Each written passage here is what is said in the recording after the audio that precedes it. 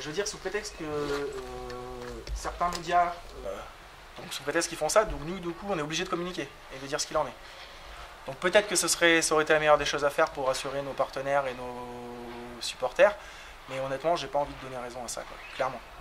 Sur le fond, quelle est l'analyse du club aujourd'hui sur les difficultés? Alors, sur le... Eh ben, comme a dit Romain hier, donc il y a plusieurs choses. Bon, clairement, on n'a pas forcément réussi à s'adapter correctement au nouveau fonctionnement de la Ligue Magnus, avec tout ce que ça implique.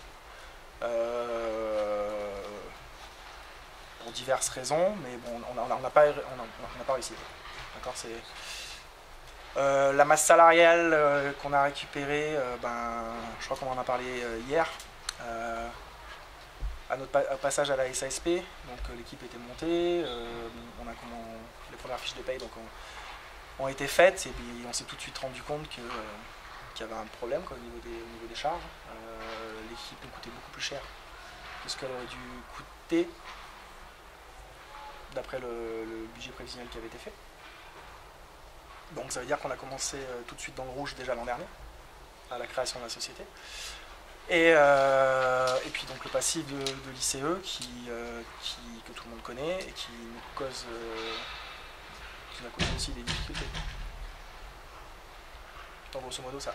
Et après clairement, il faut qu'on progresse sur la partie commerciale. Je pense que la nouvelle tribune n'a pas encore été optimisée au maximum. Donc ça on le sait, donc on essaye de mettre en place des choses en interne pour restructurer différemment le club, le réorganiser. Grosso modo, l'idée c'est de me dégager du temps pour me concentrer sur la partie financière et la partie suivi commercial et ne plus avoir à gérer, je sais pas moi, toute la logistique des déplacements, des plannings de glace, le suivi médical, enfin ce genre de petites choses qui prennent du temps et que par exemple quelqu'un comme Nico Martin est capable de faire. Donc voilà, ça va être des petites choses comme ça qu'on va essayer de remettre un peu en ordre pour tendre vers une optimisation de notre business, quoi. S'il te plaît, Romain. Moi c'est Florent. Florent, pardon. En plus, excuse-moi. Au niveau des fonds, pour pouvoir faire tourner quand même le club de hockey, je veux dire, en début d'année, il y a quand même les 3 clubs de supporters qui permettent d'avoir un fonds de roulement avec le nombre d'abonnés quand même qu'on amène. C'est vrai, ça fait quand même un petit fonds de roulement. Je ne dis pas que c'est ça qui fait vivre le club, mais ça permet quand même de le lancer. Alors, ce que j'aimerais savoir, moi, en tant que président de club de supporters, c'est réellement quel est le budget correct qu'on pourrait avoir pour faire fonctionner un club comme les Gagnots d'Épinal. Avec tout ce que ça entraîne, bien évidemment, le fonctionnement, la masse salariale qui est, je sais, importante, d'accord. C'est sûr que les joueurs ne vont pas non plus... C'est impossible à répondre parce que le budget, tu le montes comme tu veux, quoi. Ça dépend si tu mets les moyens et où tu mets les moyens. Oui, c'est ce qu'on peut mettre aussi dans un budget, bien sûr. Tu as les fonctionnements, tu as les... Je ne reviens pas sur les appartements parce que ça, c'est un truc que je trouve très correct. On en pense à ce qu'on veut, mais enfin, faire des appartements à 100 € à des joueurs, moi je trouve ça très très correct. C'est mon avis, on le mettra comme on veut.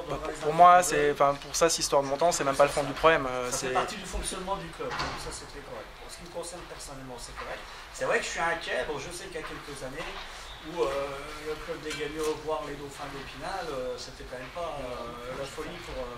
c'était pas chouette pour le budget, mais voilà, c'était une idée de savoir réellement combien on pourrait avoir de budget pour faire fonctionner un club. Après, dans ma tête, c'est peut-être... je veux pas un chiffre. Je peux pas répondre à cette question, puisque, je veux dire, il n'y a qu'à voir en Ligue Magnus. Je veux dire, les budgets des clubs, ils sont variables, et pourtant, il y a des clubs qui arrivent à évoluer en Magnus. Donc, après, c'est à nous d'arriver à trouver le... Mais qu'est-ce qui a pêché réellement dans l'énorme... l'énorme trou dans le budget, parce qu'on va après c'est souvent les infos qu'on peut lire à droite et gauche, il y en a qui disent 400 000 €, il y en a qui montent au-dessus, bon, ça c'est pas grave pour moi, il y a un trou. Il l'a dit, il y a plein d'explications, mais on peut finir la conférence de presse. Ouais, c'est vrai que l'on mélange un peu tout, c'est une conférence de presse, hein. En plus Romain a promis de rencontrer les supporters, donc c'est un peu étonnant que on peut juste, nous on est vraiment pris par le temps, on peut juste te poser deux questions et puis se sauver après, parce que je pense que là...